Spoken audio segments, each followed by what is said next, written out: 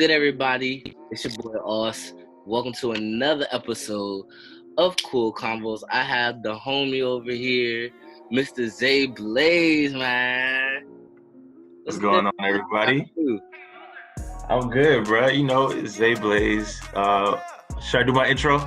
Yeah, go ahead. Shout yourself out. I'm Zay Blaze. I'm a singer, rapper, producer, engineer from Atlanta, Georgia. Hey, that's what's up, man. All right, so I'll start the show off by asking you, since we're in quarantine right now, how is quarantine and being stuck in one place isolated have been treating you, especially being a creative? Oh my God. My creative side is very happy, I will say. But you know, my actual human being side is like, I really just want to go outside, bro. I want to hang out with my friends. I want to go to the skate park, bro. I want to go buy more comic books. But I have been doing a lot of features. I've been doing a lot of like music. I made a lot of beats. So I will say like it's been productive for the most part. And I will say like this is giving me like a slight little head start on like my next project that I'm going to drop. I don't know what it's called or when it's going to drop, but I got some stuff that I definitely know I'm going to throw on there. Okay, that's what's up, man. And you know, I'ma just throw this out, a little fun fact, man. We met on the film of a movie, and crazy enough, you were actually in the middle of recording your album Flame. I was. That was mad crazy. I remember that, like, when it wasn't your turn to film, you would just go in your room and you be making beats. We started working on beats and stuff. Yeah, that's crazy, bro. Yeah, man. So Flame, let's talk about Flame first. How did you get the name Flame, and what was the concept and the production like to make that album? How was that? All right, cool. So, Flame, the name came from like, obviously my name is Zay Blaze. You know, every rapper has like a bunch of derivatives of like their rapper name. Like you got Drizzy, you got the Baby Jesus, you got Beyonce, Sasha Fierce. You know, everybody has like, for example, my favorite example is like Gucci Mane. His name derives all the way down to like Guwap, but it's like so many steps in between. So it's like Zay Blaze, then it's like I'll also go by Young Blaze, and then Blaze also means flame, so like Young Flame, and then or Zay Flame, you know what I'm saying? So I just like shorten it down to Flame, and like sometimes I use it as an ad lib, like on a couple songs, well actually on a lot of songs on that album, I actually said like Flame, just as an ad lib. So I was like, all right, I like that. I'm gonna make that my album. But it also worked because the album is about like a girl that I was really into at the time. And it didn't work out. And it's like, you know, when it's somebody that you was messing with, it's called like that's your flame. You know what I'm saying? Like, oh yeah, that's my old flame, you know, so it works out. Flame. But the whole like process of that, it was great. Like you said, we were in the middle of shooting a movie. So, you know, time kind of not really got in the way, but it was like, you gotta like pick and choose like when you want to do music, when you gotta go do this scene real quick. So, luckily I was able to actually put together everything in a somewhat of a timely manner. I will say I did have writer's block for a lot of that time, but you know, it worked out well, I would say. That's what's up, man. So what was and I know this is a dangerous question to ask artists, but what's your favorite song on Flame? On Flame, it might have to be, and that's so hard to choose, bro. That's so, all right. Off the top of my head, I want to say the hidden track on My Zone, cause that's something that like is like left field from what I usually do. I just was like, I want to do something different. Is this gonna be something different? So the hidden track on My Zone, definitely, and I would probably say the hidden track. Well, it's not really hidden. Yeah, the hidden track on Look, where it's Look featuring Rasul. That I feel like that I could listen to that at any time, no matter how I'm feeling. Even though it's a sad little snippet of a song, it's such a great song, and Rasul really did his thing on that. Exactly, bro. Exactly. Hey, so before we transition to the next project, I have one more question about Flame. The color pink. I remember during this era, everything was just pink, pink, pink, pink, pink. What was the reason on the color pink for Flame? All right. The honest reason is because I have been wearing like pink stuff for a while, yeah. But like a lot of people, girls specifically, will be like, "You look really good in pink. I really like you in pink." And so like I started wearing more pink, and then I was like, you know what? I think my album should be pink because, and this is like the more marketing aspect of why I chose pink, because pink stands out so much. You know, I got stickers and stuff. I was putting stickers all over campus, all over, you know, streets and stuff, street signs, whatever. And it's like, that's gonna catch your eye. And being that I don't have my name or anything on it, especially like on campus, being that like my name's not on it, it's gonna like raise questions like, okay, who is this? Like, this is kind of a dope picture. But if it was like a regular color, if it was something that wasn't as bright or as vivid, it wouldn't, you know, catch your eye as much. Like, and it wouldn't intrigue so many like questions. So I wanted to do like the subliminal thing where it's like, I want people to wonder what this picture is, what this little pink little square is all over campus.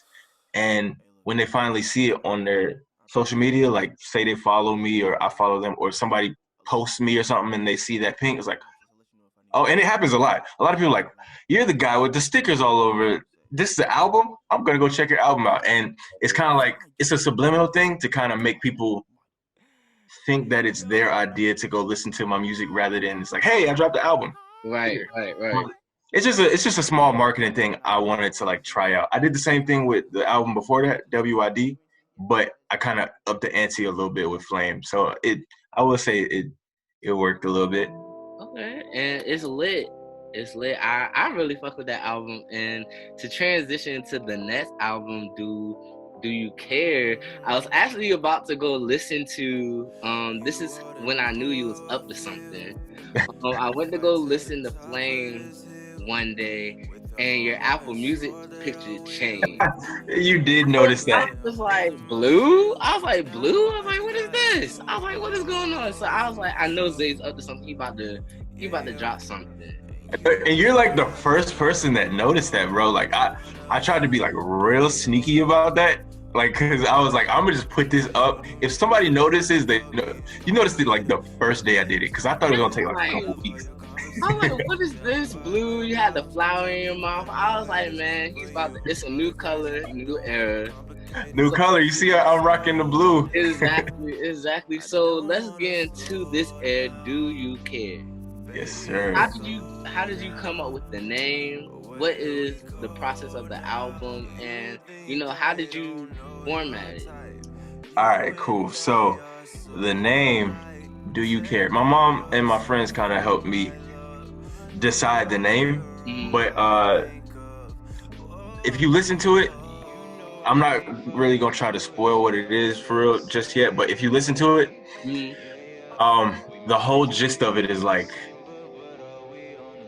do you care enough to like reach out to me, check on me, make sure I'm all right?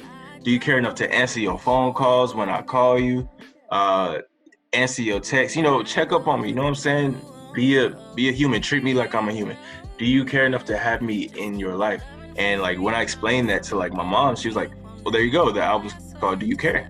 And I was like, I like that a lot. So that's how it became Do You Care. So it's basically about this girl. It's actually about somebody in particular, but it's about this girl. You know, we had a little thing or whatever, and it kind of just fell apart. Don't really know why, and that kind of goes into the aspect of like, do you care enough to tell me why this didn't work out? Because to this day I don't know what's wrong, but yeah, things just didn't work out or whatever, and it's like, you know, I got in my feelings a little bit, and I want people to get in their feelings when they listen to the music, because I want you to feel the way that I felt at the time. So it's like the metaphor, I won't really say what the metaphor is, but it's all a big metaphor for, like, you know, having a really good situation and that being ruined, and now you're in a really bad situation.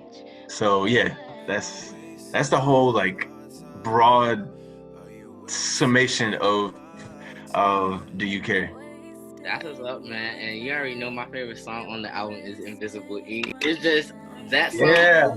That song just drew to me. Like, I was listening to everything. I was like, nah. Like, after I listened to all 15 songs, I was like, I gotta go back to Invisible Ink. It's just like something about that song, and I just felt how, like, I like how you're just an artist. Like, you're not just a rapper. You're just not a singer. You infuse both, and it's not like a forceful thing. Like, you're trying to force yourself to sing. You're trying to force yourself to rap. It just comes so natural, and I feel like that is shown in Invisible Ink, and that's like one of my favorite songs on the album. Brad, thank you. Oh, that feels so good, because, like, I love that song so much.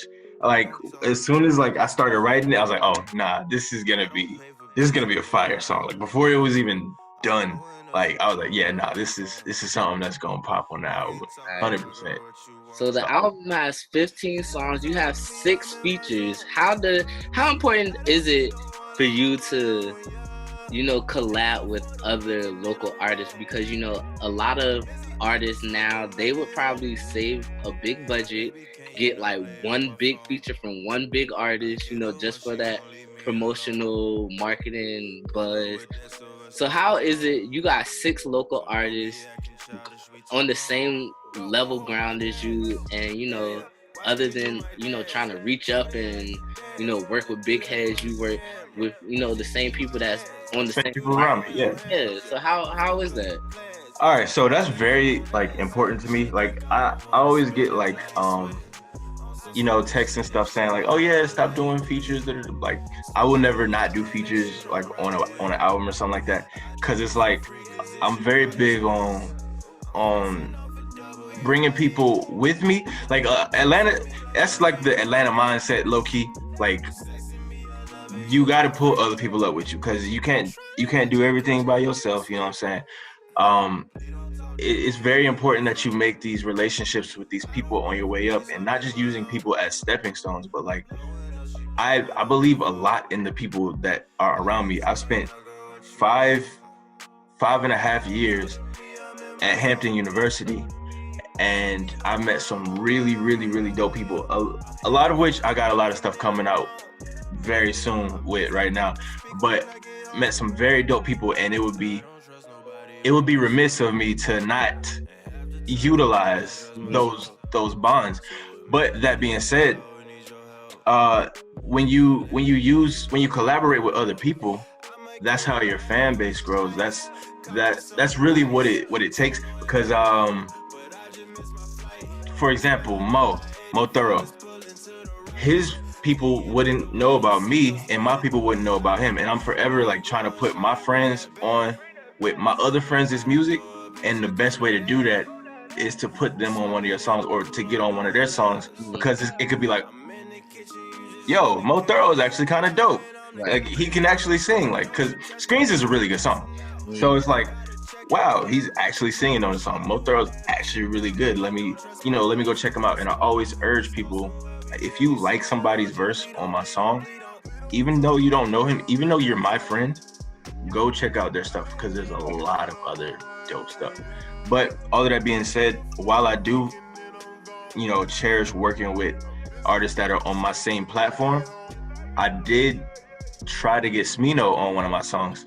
It didn't work out. I never got, like, a reply back or nothing like that, and I'm gonna be very honest about that. But hopefully down the line, which is why I made that song. It's Tulips, by the way, but which is why I made that song, like, short, and I made it like a double song, because it's like I left that second verse open. Yeah, in case, like, one day he hears it and he's get a like, remix.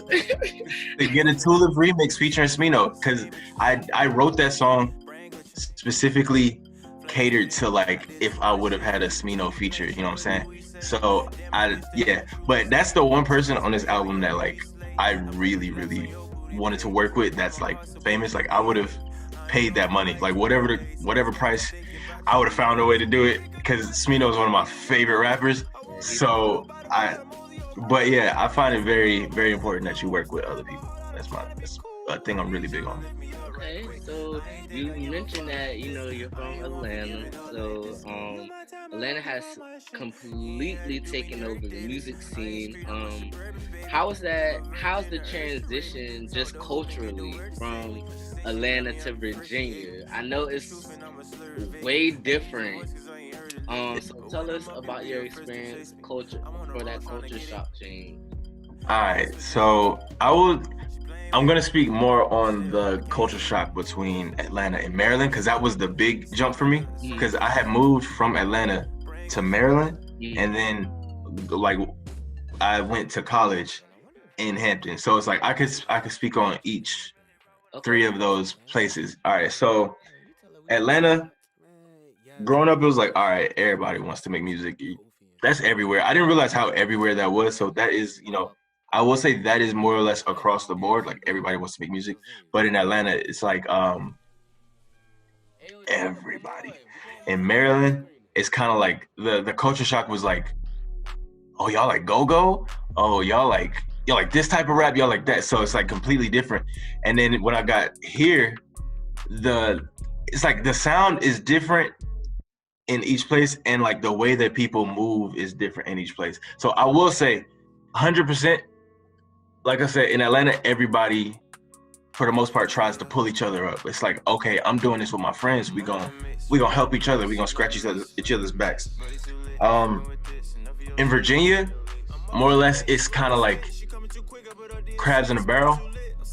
Everybody's just kind of like trying to get above each other, and then you just gonna tire yourself out like that. So it's like I've noticed that in my time of being here, even on a college campus, it's kind of the same way. And then you have that influence of the actual 757, influencing the actual campus, which isn't a bad thing. But I have noticed that everybody kind of more or less wants to get it for themselves rather than it's like, oh yes, me and my bros, bro, we about to do this. So I try to like promote that a little bit, like, yo, bro, that's why I do so many features, because I'm so heavy on bringing people up and not trying to just tear each other down. But 757 is cool. I like 757 music because it has different vibes, you know what I'm saying? Yeah. And I will say that it has influenced me. Like each state has influenced me a little bit, but I try to stick to my Atlanta a little bit more. But the 757 has influenced my vibe a little bit because you experience new things and stuff like that. That's what's up, man. So, who are some inspirations for Zay Blaze? Like, who do you look up to when it comes to music? Or like, let's say, damn, I need some inspiration. I've been on some I had this like writer's block. I need to listen to this person to get me in that motivational mood. Okay, so the main people are Travis Scott, Smino, Frank Ocean, Daniel Caesar. Even though Daniel Caesar kind of canceled right now, but we still love him. Who else? Her, Summer Walker. Like for example, Waste Time. That I definitely made that cater to be like a Summer Walker type of beat. But yeah, a lot of these people they influence like everything from like how I make the beats, how I inflict my words on the beat, how I what I actually say, like what my melody's gonna be, like how is my melody gonna go up right here and then down right here, you know what I'm saying? So like each of these people is kind of like, if I were this person on this song, what would I say?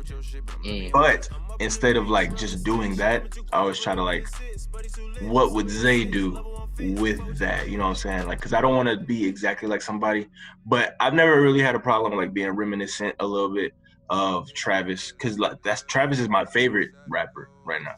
So it's like I don't mind being like reminiscent of this person or that person, because like that's who influences me, and I'll never like, you know, lie and say like, nah, this not. No, this person was the influence behind this song. Smino was the influence behind this song. Summer was the, you know what I'm saying? So, but those are the people that like influence me to make certain vibes. I will say that. That's a pretty good list though. Like that's a dope list because they're all like musically inclined, and you know you got your hypeness from Travis, but you also got that the wedding music from Daniel, but you also got that A-Town from Summer. So I see all of that. And speaking of A-Town, I got a little game that we're gonna play. Usually the game is called How Virginia Are You, but since you How Atlanta Are You? Yes, How Atlanta Are You? So the rules of the game is you have 20 seconds to name as many Atlanta celebrities as possible. Atlanta celebrities, not just like rappers or whatever? Oh no, it can be athletes, it can be whoever. It's probably gonna be all music people because that's all I really. And that's fine. That's fine. Are you ready? I got 20 seconds on the clock. Oh my god! All right, I'm not ready, but let's do it. All right, on your mark, get set, go. All right, okay. Wait, should I name actual groups or the people? Now you can name the groups we're gonna start cool. with. Yeah. All right, let's start it back. On your mark, get set, go. All right, Outkast, Migos, T.I., Jid, who else is there? CeeLo, all of Goody Mob, to be honest. Franchise Boys, Yin Yang Twins. Who else is there? I would say Soulja, but he's Florida. Who else is there? Time up. That was 20 seconds. That was 20 seconds. Oh man. All right. Yeah, let's see how much you got. 1, 2, 3, 4, 5, 6, 7, 8. All right, you got 8. That's around the same ball everybody gets on the show. So you're good. All right, so I started getting nervous. So before we end this show, I got one last question for you. I want you to sit down and think about it. I ask all my guests this. If you can talk to 15-year-old Zay Blaze right now with the knowledge that you have, what would you tell him? I think about this all the time. If I had met 15-year-old Zay, I would just say, look, bro, your music is so much better than what it is right now. For one, off rip. Because I look back and I'm like, whoa, it was cool, but it was like, ugh. Your music is so much better. Just stick to what you're doing right now. I would tell him to learn music theory because it's such a big thing when you produce, and not a lot of people shine that much of a light on it, but music theory is a really big thing when you start making music on your own. So take some music theory classes before college. I would tell him to let the things around you influence what you talk about on music, rather than, you know, trying to, not necessarily like I was lying or nothing like that, but it's kind of like I would try to make things happen for my music rather than just letting the things happen to me and then just speaking on that. I would just tell them how to network a little bit better. That's the mainest thing though, how to network a little bit better. Because if I had started doing as much as I'm doing right now, I would probably be a little bit further up in the game. But I am glad because my music's so much better now than it was then. So yeah. Okay. All right, man. Well, I appreciate you for joining me today, man. Go ahead, tell people where they can find you, where they can find your music, all that. All right. So if you're looking for my music, you can find me on Apple Music, Spotify, Tidal, yada, yada, yada, yada, yada, yada. You can follow me on Instagram at Zay is Dead, all one word, Zay is Dead. You can find me on Twitter at ZayBlexZE, not Zay Blaze, but Zay Blaze, because the other name was already taken. So yeah. That's basically it. I'm about to make a new Facebook page, so I don't have a name for that one yet. But yeah, you can find me there. All right, man. Well, I appreciate you coming in and, you know, doing this interview with me. Man, you know I'm a stan of Zay Blaze, but you already knew that. I already knew it, but hey, I love to hear it anyway, bro. Alright, man. Well, you stay safe out here. Wash your motherfucking hands. This has been another episode of Kool Konvos. I'll see y'all next time. Peace. For having me. Peace out, y'all.